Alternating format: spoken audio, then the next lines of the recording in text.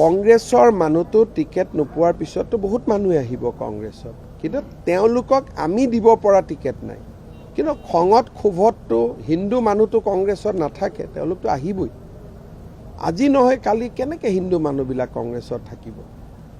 যোৱাকালিয়ে মই এটা সাংবাদিকসকলকে পৰামৰ্শ দিছিলোঁ যে ৰাজীৱ ভৱনত 10জন মানুহৰ আপোনালোকে নাম শুনিব, 8জন মিয়া মুছলমানৰ নাম পাব, 2জনহে হিন্দু। তো 8জন মিয়া মুছলমানৰ মাজত 2জন হিন্দু কেনেকৈ থাকিব? লাহে লাহে তেওঁলোক আমাৰ ফালে আহিব। কংগ্ৰেছৰ মানুহটো টিকেট নোপোৱাৰ পিছতো বহুত মানুহে আহিব কংগ্ৰেছত, কিন্তু তেওঁলোকক আমি দিব পৰা টিকেট নাই। কিন্তু খঙত ক্ষোভততো হিন্দু মানুহটো কংগ্ৰেছত নাথাকে, তেওঁলোকতো আহিবই। আজি নহয় কালি কেনেকৈ হিন্দু মানুহবিলাক কংগ্ৰেছত থাকিব?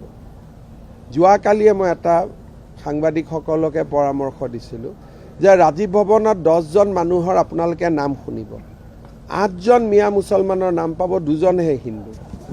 তো 8জন মিয়া মুছলমানৰ মাজত 2জন হিন্দু কেনেকৈ থাকিব? লাহে লাহে তেওঁলোক আমাৰ ফালে আহিব।